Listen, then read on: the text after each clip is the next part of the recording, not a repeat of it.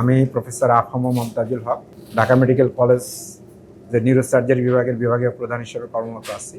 আমরা প্রায়শ একটা কথা বলি যে আমাদের দেশে এখন আধুনিকতম নিউরোসার্জারির সব ধরনের অপারেশনই হচ্ছে এবং নিউরোসার্জিক্যাল কোনো কেসের অপারেশনের জন্য এখন আর দেশের বাইরে যাওয়ার প্রয়োজন নাই। এ কথাটা আমরা বলি এবং আমরা বিশ্বাস করি। এই অপারেশনগুলো আমরা যেখানে করি সেটা হলো অপারেশন থিয়েটার। আজকে আমরা আপনাদেরকে অপারেশন থিয়েটারের কিছু দৃশ্য দেখাবো। একটা আধুনিক নিউরোসার্জিক্যাল অপারেশন থিয়েটারের কিছু অত্যাবশ্যকীয় যন্ত্রপাতি আছে। তার ভিতরে একটা হলো যে একটা মডিউলার ওটি, এবং যেখানে সমস্ত রকম ডিসইনফেক্ট্যান্ট কার্যক্রম সুন্দরভাবে সুচারুভাবে করা হয় এবং প্রয়োজনীয় জনবল। এর ভিতরে একটা বিষয় আছে, সেটা হলো নিউরো অ্যানেস্থেসিস্ট। অ্যানেস্থেশিয়া বিষয়টা হলো রোগীকে অজ্ঞান করে যে অপারেশন করা হয়, তো দক্ষ অ্যানেস্থেসিস্ট খুবই প্রয়োজন।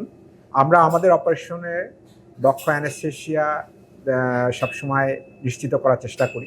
এর পরবর্তীতে আসছে যন্ত্রপাতির ভিতরে মোস্ট ইসেনশিয়াল যে যন্ত্রপাতি সেটা হলো নিউরো মাইক্রোস্কোপ। এর পরবর্তীতে লাগে নিউরো এন্ডোস্কোপ এবং সিআর্ম, অর্থাৎ অপারেশনের সময়ে স্ক্রুর পজিশন দেখার জন্য এগুলো ব্যবহার করা হয়। তো আমরা ঢাকা শহরের যেসব নিউরোসার্জিক্যাল সেন্টার আছে এর ভিতরে অরোরা স্পেশালাইজড হসপিটাল, এটা ইতিমধ্যেই একটা নিউরোসার্জিক্যাল সেন্টার হিসেবে পরিচিতি পেয়েছে।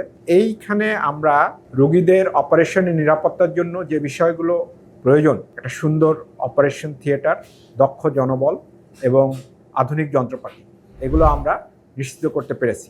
এখন আজকের দিনে আমরা দেখাচ্ছি যে আমরা একটা রোগীর ব্রেন টিউমার অপারেশন করব, যেটা হলো সিপি অ্যাঙ্গেল টিউমার, অর্থাৎ কানের পিছনে একটা টিউমার, যেটা হওয়ার কারণে রোগী কানে শুনতে পায় না এবং পরবর্তীতে তার এই জটিলতায় সে চোখে দেখতেও অসুবিধা হচ্ছে। এরকম একটা টিউমার আমরা এমআরআইটা একটু দেখে নিই।